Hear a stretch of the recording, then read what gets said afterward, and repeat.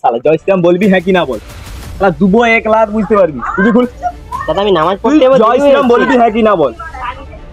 টুপি খুল, আবার কথা টুপি খুল। দাদা আমি নামাজ জয় শ্রীরাম বল, জয় শ্রীরাম।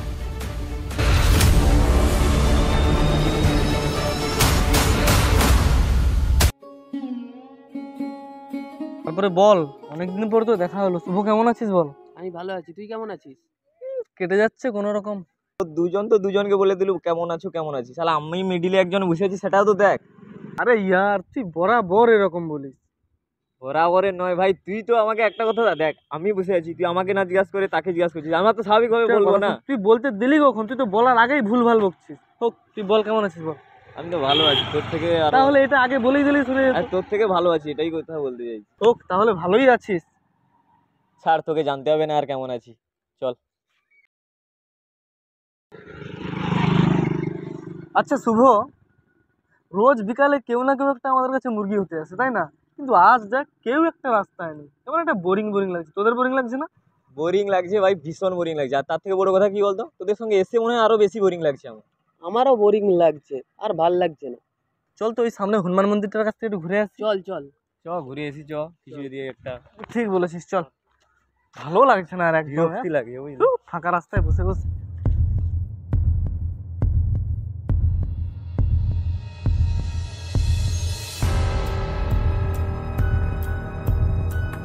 চল, অনেকদিন হনুমান মন্দিরটার কাছে যাওয়া হয়নি, তাই না? আর ভাই দেখ দেখ ওই একটা ছেলে আসছে।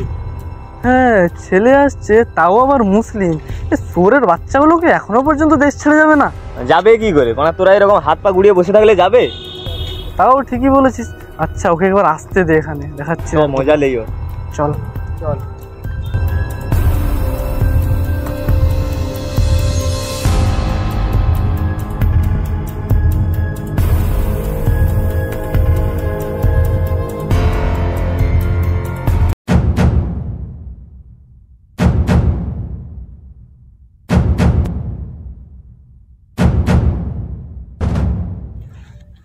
কিরে ভাই, কোথায় যাচ্ছিস? আসলে দাদা আমার তো জুম্মার নামাজের সময় হয়ে গেল, আর এদিক থেকে গেলে এমনিতে একটু আমি তাড়াতাড়ি যেতে পারবো, তাই নামাজ পড়তে যাচ্ছি। এই শুয়োরের বাচ্চা, তুই জানিস না আমাদের এদিক দিয়ে কোনো মুসলিম বাচ্চা যায় না? তো সাহস কি করে হলো এদিক দিয়ে যাওয়া?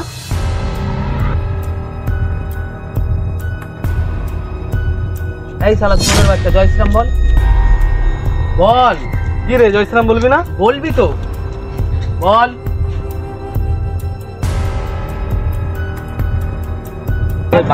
তুই জয় শ্রীরাম বলবি হ্যাঁ কি না?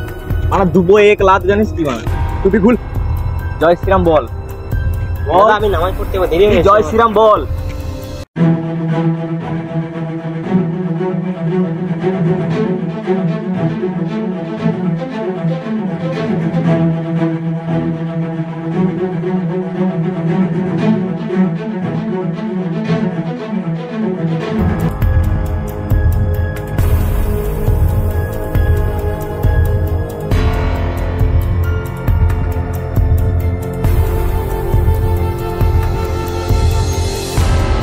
শালা যা, চল। কোনো নামাজ পড়তে হবে না। এই রাস্তায় যেন চোখের পর কোনোদিন যেন না দেখি। চল চল চল চল চল আমি যাবো, দেরি হয়ে যাচ্ছে। আরে যা না, কোনো নামাজ পড়তে হবে না। চল চল।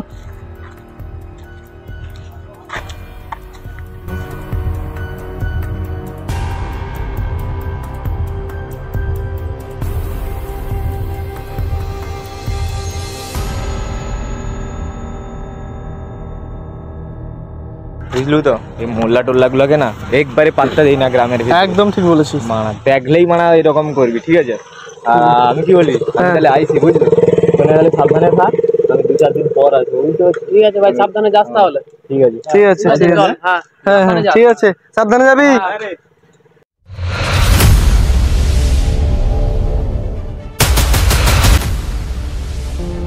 ভাই ভাই সব জায়গায় তো ঘুরে চলে এলাম, কোথাও রক্ত পেলাম নি। কি হবে বলতো এবার? ওইটা তো আমিও ভাবতেছি রে, আমাদের কাছে তো এত পয়সা কড়িও নেই যে তার জন্য রক্ত কিনে নিয়ে আসবো। কে দেবে, কে আছে যে আমাদের বন্ধুর জন্য হেল্প করবে? আমাদের রক্তটাও তো ম্যাচ করছে না, কোথায় পাবো কাকে বলতো, কিছুই ভালো লাগছে না।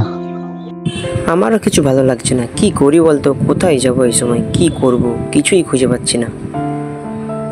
মাথা একদম কাজ করছে না আমারও। আরে আমাদের ব্লাডটাই তো ম্যাচিং করছে না, কি করা যায় বলতো এখন?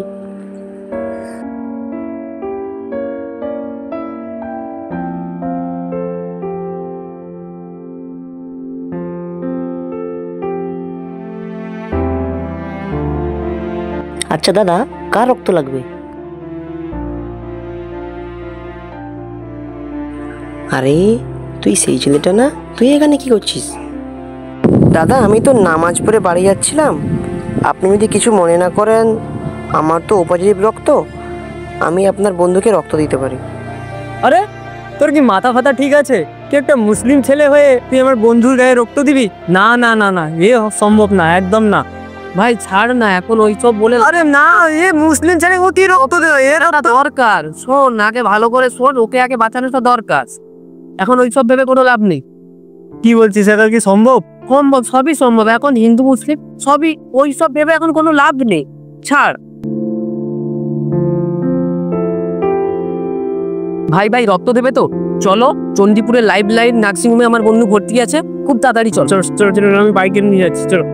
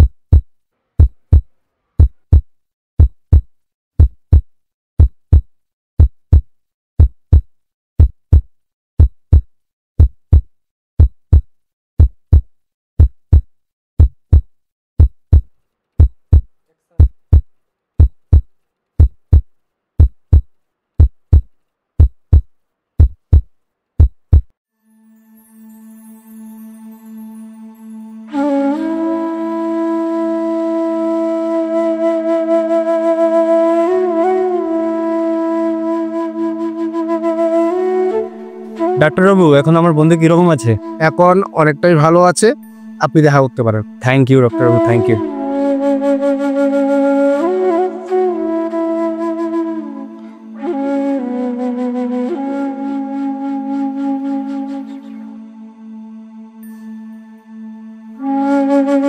বন্ধু এবার ঠিকঠাক তো?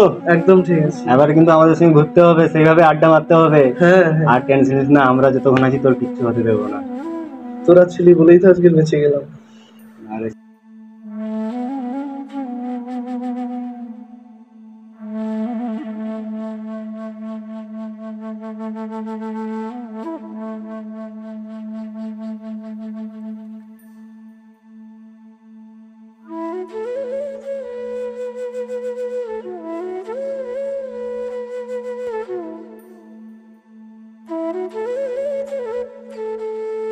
কি তখন থেকে ফোন নিয়ে কি করছিস আমাকে?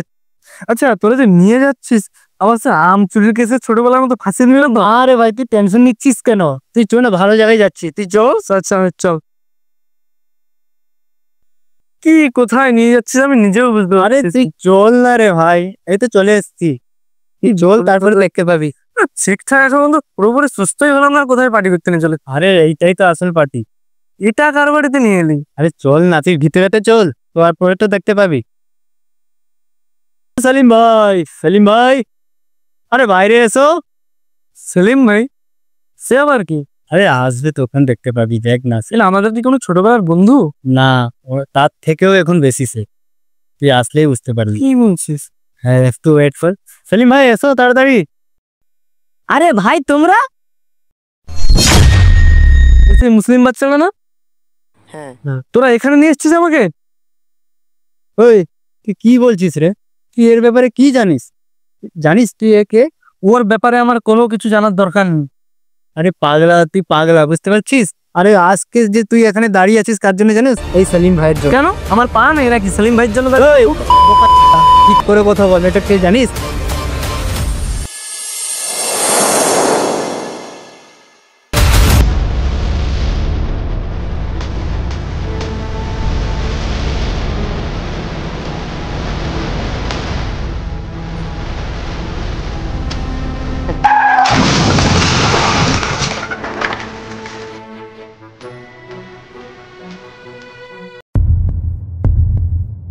চুপচাপ যা, সেলিম ভাইয়ের কাছে যা, তার কাছে ঘুমাতা যা।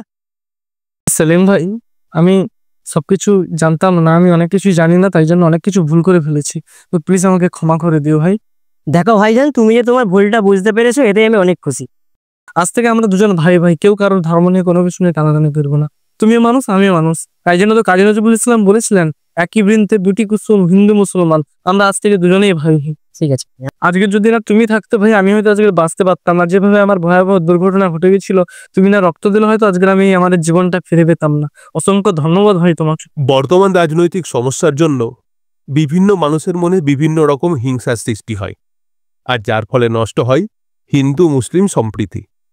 সম্প্রীতি রক্ষা করতে হলে আমাদের একে অপরের বিশ্বাস এবং শ্রদ্ধাকে আগলে রাখতে হবে। ধর্মের ভেদাভেদ ভুলে আমরা যদি একে অপরের পাশে দাঁড়াই, তবে সমাজে শান্তি প্রতিষ্ঠিত হবে।